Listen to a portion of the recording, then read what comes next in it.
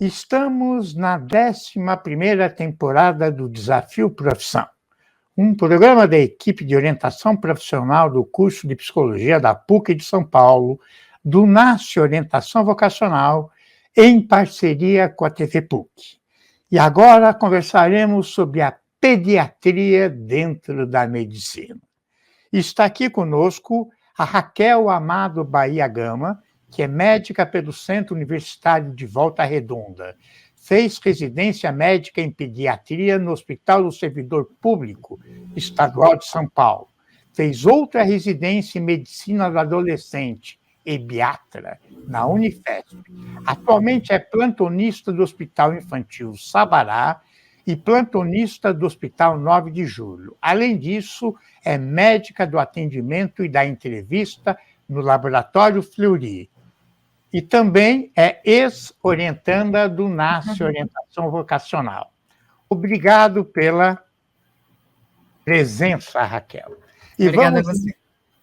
Vamos iniciar por uma situação engraçada, situação diferente, a respeito do trabalho do pediatra.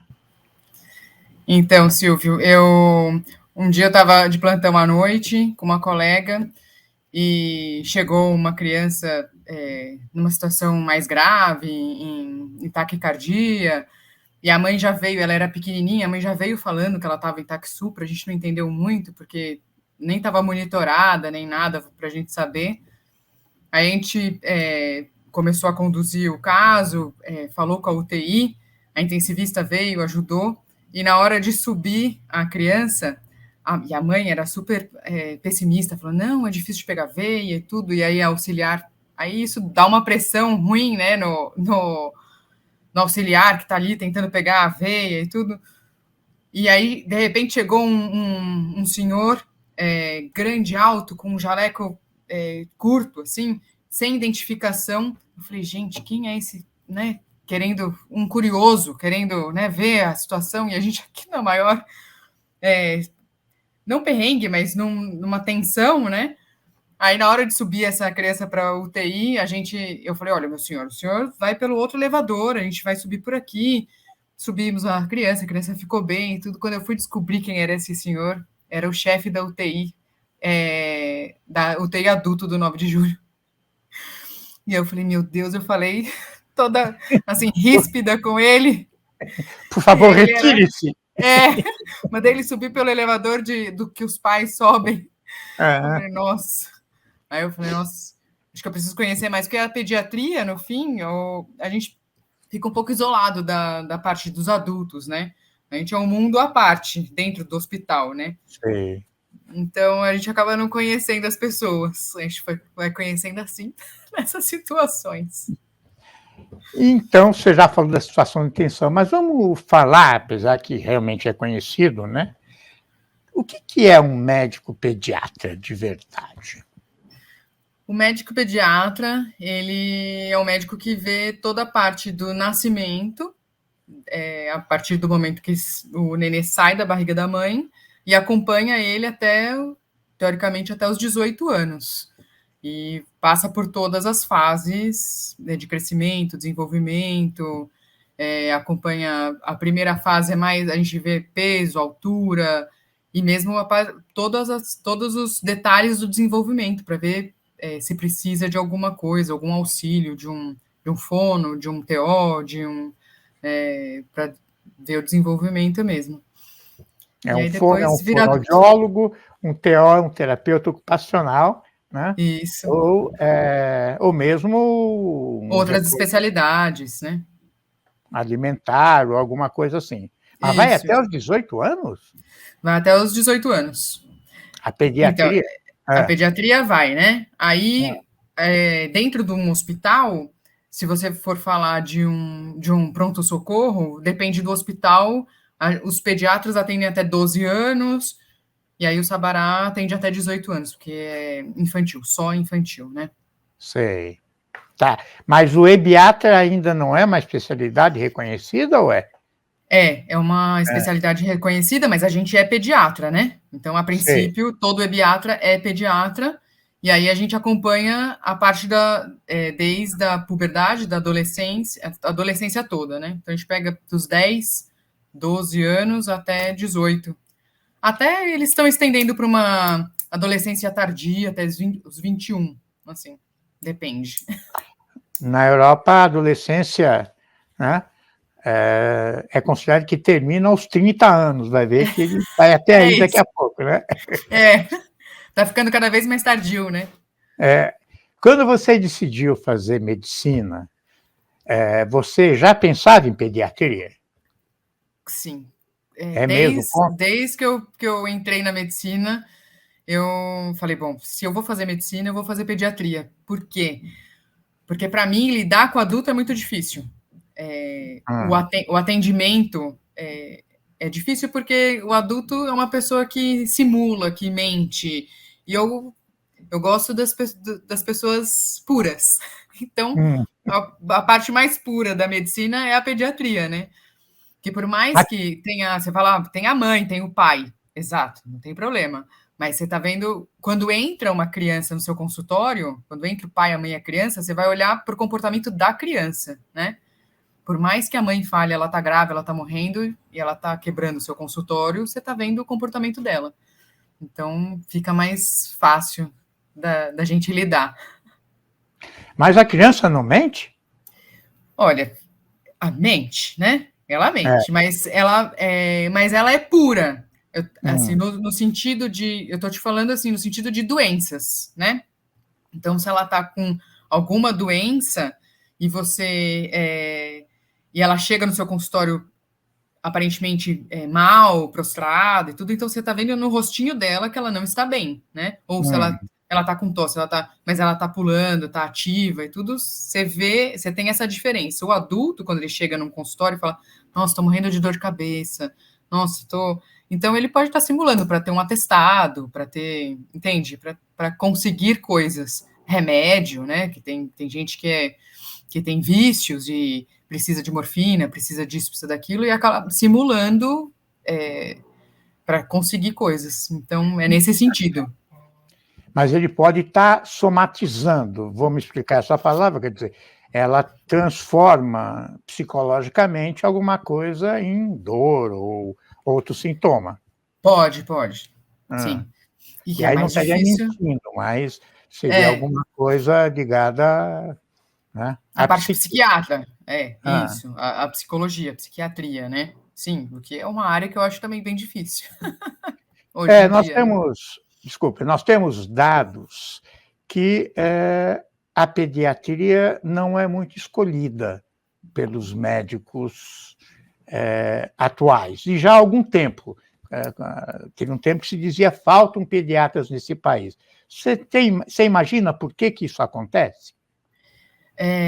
Eu acho que tem uma parte não atrativa da pediatria que, monetariamente, dizendo, porque a pediatria, a gente acaba não tendo procedimentos, então é mais, ou o pediatra atende em consultório, e aí essa é a parte monetária, né? Ou você vai fazer plantão em pronto-socorro e tudo. Já pensando numa especialidade que tenha parte de cirurgia, de intervenção, você tem como financeiramente ter mais retorno, né? Mas, assim, se você gosta... Até estava passando uma estudante de medicina, estava no 6º ano, e ela me perguntou, mas vale a pena fazer pediatria? Eu falei assim, se você gosta da pediatria, se você gosta de lidar com criança, eu acho que você não tem que pensar na parte monetária, né? Você tem que pensar que você vai ser feliz, realizada, você vai se realizar na sua profissão. Então, tem muito isso na medicina, né? Que as pessoas fazem a medicina mais pelo status e pela parte financeira, penso eu, né? E tem também uma questão, né, que o médico pediatra, diferente dos outros médicos, tem que estar sempre à disposição do seu cliente, né? Se você opta por ter um consultório, teoricamente, sim, é interessante você dar seu WhatsApp, dar seu telefone, e você tem todo dia inúmeras mensagens, né? Então, você O trabalha médico, 24 horas. o médico clínico geral, ele não passa o telefone dele pessoal, né? No consultório, em geral. Em geral, acho que não. O que eu acho que se assimila muito com a pediatria é a geriatria, né? Que os geriatras acho que se comportam mais ou menos como os pediatras, acabam passando número, porque às vezes tem intercorrência, né, com os pacientes, às vezes tem. Você não tem um consultório privado, não é? Não, não tenho. Eu optei Por, por não fazer, não ter consultório. por que tu fez essa opção? Porque é isso. É, Eu acho que eu sou uma pessoa que eu preciso ser inteira no que eu estou fazendo. Se eu tivesse um consultório, eu não trabalharia, acho que ou não trabalharia em pronto-socorro, ou trabalharia muito menos, porque as pessoas, você tem uma demanda. Eu acho que eu precisaria ser integral, tá, completa nesse consultório. Então, se o paciente precisa de mim, eu respondo, ter tempo de responder, ter tempo de avaliar essa criança e não mandar para um pronto-socorro para ser avaliado por outro colega, né, e ter outra conduta. Então, eu optei por não ter consultório para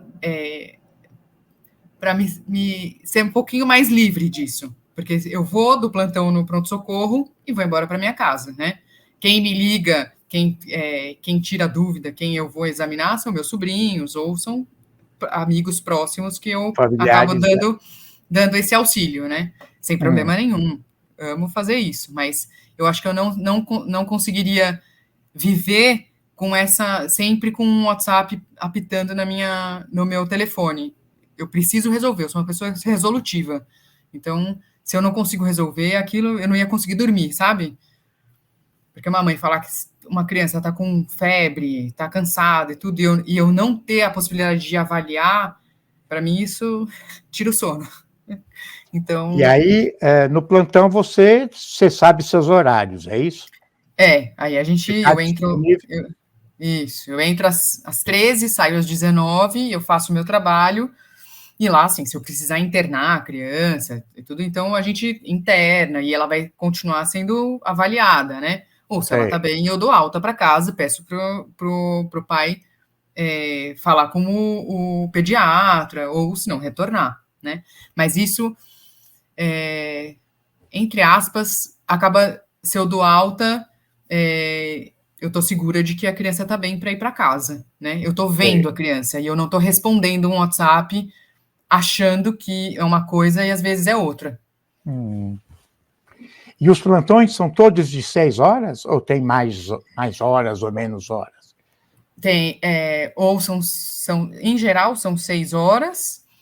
No Sabará, a escala é um pouco diferente, que aí eles têm plantão de 8, de 9 horas, de 12 horas, de 20. E aí, em pronto-socorro, geralmente eles não deixam você fazer mais do que 12 horas, senão fica muito cansativo, né? Claro. 12 horas já é. Só para quem não é de São Paulo, cidade de São Paulo, Sabará é um importante hospital privado dedicado à infância, não é Isso. isso? Não é? Quer dizer, ele é um hospital reconhecido por isto, né? E você também você trabalha em 2 hospitais, e você também, na sua apresentação, eu coloquei que você é médica de atendimento da entrevista no Laboratório Fleury. O que você faz aí, como médico? Isso. Então, aí ano passado surgiu a possibilidade, o convite de entrar no Fleury, que é um laboratório, né? E aí eu lido com adulto, aí que foi o grande desafio da minha vida. Sei. Não Eu é só infantil. não. Então agora eu vou fazer um treinamento para vacina e para fazer a parte também pediátrica, mas no momento todo mundo que vai fazer uma ressonância ou uma tomografia no Fleury, ele vem com o receituário do médico e tudo, e ele passa por um outro médico. E esse médico vai fazer uma breve entrevista com esse paciente para entender por que o colega pediu esse exame. E aí a gente coloca nos protocolos do laboratório. no melhor protocolo para ser um exame mais completo, mais fidedigno ao que o médico solicitante pediu. E esse médico tem a função de ficar no laboratório até fechar, que se acontece alguma coisa, alguém cai ou tem um desmaio, tem alguma intercorrência com algum paciente dentro do laboratório, tem um médico lá para atender. E você é uma dessas que... Eu faço esses dois papéis. E é plantonista também? A gente trabalha como plantão, sim. Como plantão. Quer dizer, você tem 3 trabalhos distribuídos a cada semana. Isso. E a carga horária é muito intensa na sua vida? Olha, são momentos da vida, né? Hoje, esse ano, eu estou trabalhando bastante, porque aí agora juntou os finais de semana, a gente tem carga horária de final de semana, então eu estou quase sem final de semana livre, mas eu tenho 10 anos de Hospital Sabará e eu ganhei como um bônus sair dos plantões noturnos. Então, eu não faço mais plantão noturno e agora eu só faço de dia, mas eu estou fazendo também bastante plantão de final de semana. Mas eu organizo minha vida bem. Sei. E esses plantões são escalados, quer dizer, você tem algum fim de semana livre, não? Então, como o Fleury, cada mês ele solta uma escala e aí ele me escala em algum final de semana. Eu tento fazer trocas e tudo para ter pelo menos um final de semana livre. Mas nesse começo de ano ficou difícil. E vamos falar agora, então, dos casos que você atende, né? Quer dizer, a gente sabe que os prontos-socorros, bom, as pessoas acessam das mais variadas formas. Marinheiro de primeira viagem, quer dizer, primeiro filho, em geral, leva pronto-socorro. Eu sempre brinco, o cocôzinho mudou um pouco de cor, já leva para o pronto-socorro. Para o segundo e o terceiro já é um pouco diferente. Como é que você lida com isso, né? Porque você tem um adulto intermediando, já que você falou, né? Sim. Então, bom, quando é marinheiro de primeira viagem, eu acho até engraçado, assim, e tenho a maior paciência do mundo para explicar da melhor forma para a mãe e o pai saírem sem dúvidas mesmo do pronto-socorro. E até explico que depende da situação, até ela pode entrar em contato com o pediatra para evitar que o filho dela seja exposto aos vírus que estão no pronto-socorro, principalmente essa época, que a gente está em época dos vírus soltos, né? Março, abril, maio, junho são doenças respiratórias, e então ele entra com uma, sei lá, a mudança da cor das fezes e ele sai com algum vírus. Mas existem os casos, a maior parte dos casos que vão para o pronto-socorro são mais simples, né? A gente consegue, graças a Deus, dar alta. Mas tem muitos casos agora, nesse momento, que a gente tem que internar e são mais graves, assim, que precisa de mais atenção. E como é o sentimento do médico, pediatra, em casos mais graves, né? Bom, quando eles entram pela sala de emergência, né, é sempre uma tensão, que a gente não sabe o que vem por aí, né? Mas é uma sensação quando você consegue tirar a criança da emergência e tudo. É uma sensação é bom, é gratificante. Você se sente ajudando realmente, fazendo o seu papel de médico, tirando essa criança num quadro grave e estabilizando e dando continuidade ao tratamento. Acho que é uma sensação boa. É uma tensão, mas é bom. Depois que passa, né? E também acontece, infelizmente, casos que não dão certo, que ocorre um falecimento. Como é que isso é na emoção do médico? Com os óbitos, né? Olha, óbitos é o termo que eu queria usar. Eu trabalho em pronto-socorro particular, né? Eu acho que numa rede pública, eu acho que você vai ter um volume um pouco maior, porque as crianças podem chegar um pouco mais graves, não tem tanto acesso, ficar mais tempo na fila, né? A triagem, acho que é tudo diferente, né?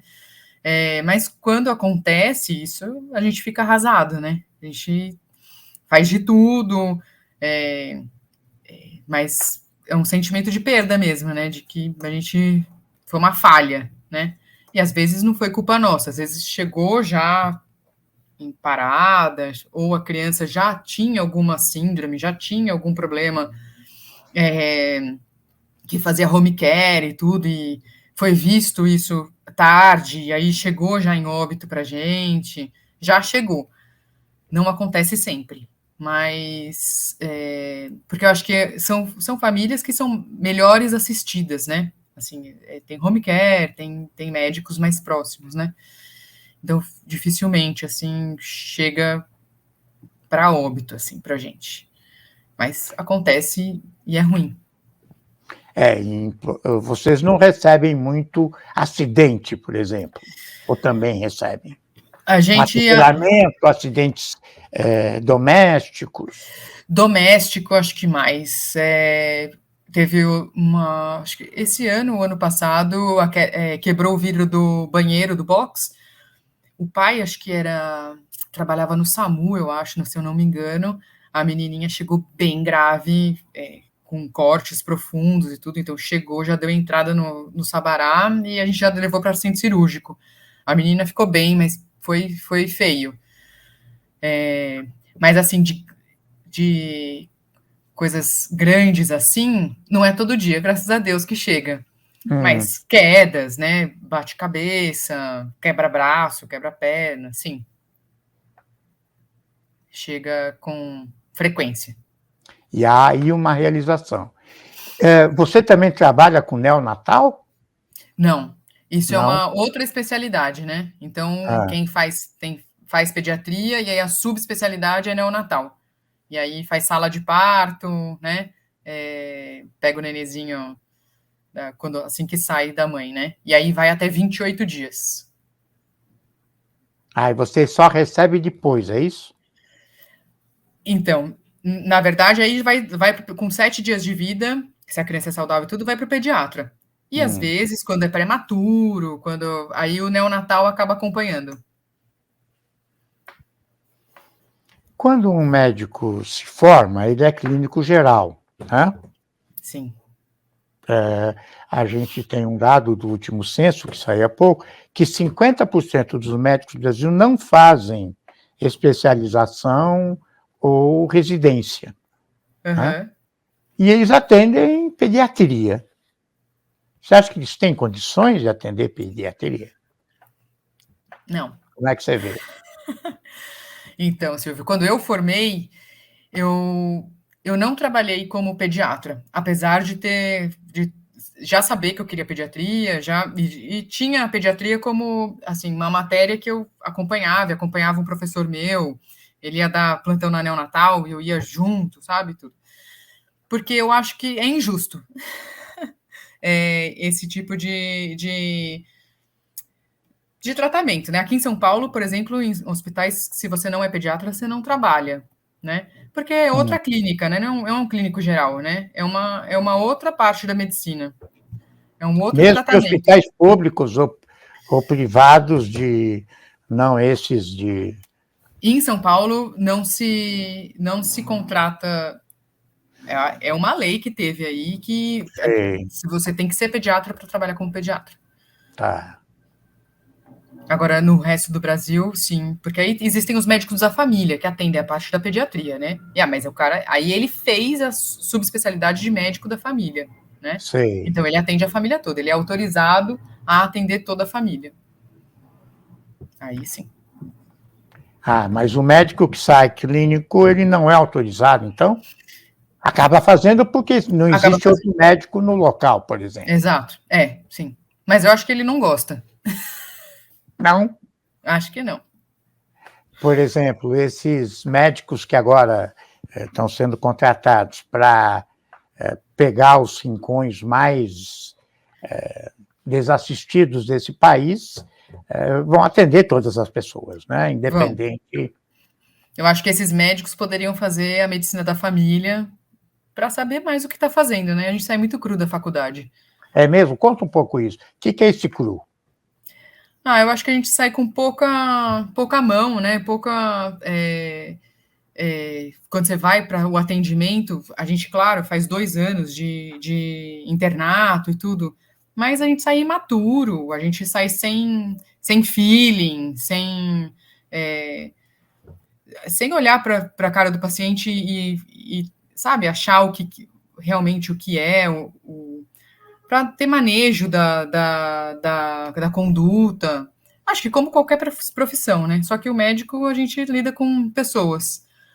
Então, por isso que eu acho que a residência traz uma bagagem, independente do que você fizer de residência, vai trazer uma bagagem, uma experiência um pouco maior para a gente conseguir atender o público, né? E a residência para pediatria são quantos anos? Depende, a pediatria são 3 anos. A clínica acho que são 3 também. Aí depende das especialidades. Você tem especialidade dentro da pediatria? Tem, eu fiz. É que na minha época a pediatria eram 2 anos e eu fiz mais 1 ano de pediatria. Aí quem faz neonatal hoje em dia, 3 anos de pediatria, mais 2 anos de neonatal.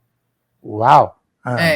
E assim vai, depende do que. Em geral, são 3 anos de pediatria, mais 2 anos de qualquer outra residência. Que são 2 residências diferentes. E na caso de cirurgia, aí não tem cirurgia pediátrica, ou tem? Tem. Aí você faz cirurgia e aí você faz subespecialidade em pediátrica. Uau! Quer dizer, tem gente que passa de 10 anos de formação. Quem faz neurocirurgia, quem vai se subespecializando, passa. Facilmente. E como é que você se vê no futuro? Você não pensa nisso? Sim, então, aí eu tenho uma outra eu fiz gastronomia, que não tem nada a ver, né, com a medicina. Eu fiz um curso de gastronomia. Mas não faculdade, ou fez faculdade? Eu fiz 6 meses de faculdade, 1 ano de faculdade, mas eu fiz um curso de 1 ano de gastronomia num outro lugar. E eu penso em abrir uma padaria. Olha, uma médica padeira, isso é ótimo. Tem que ter um plano B. Tem que ter um plano B. Muito bem, eu agradeço as contribuições e até o próximo Desafio Profissão.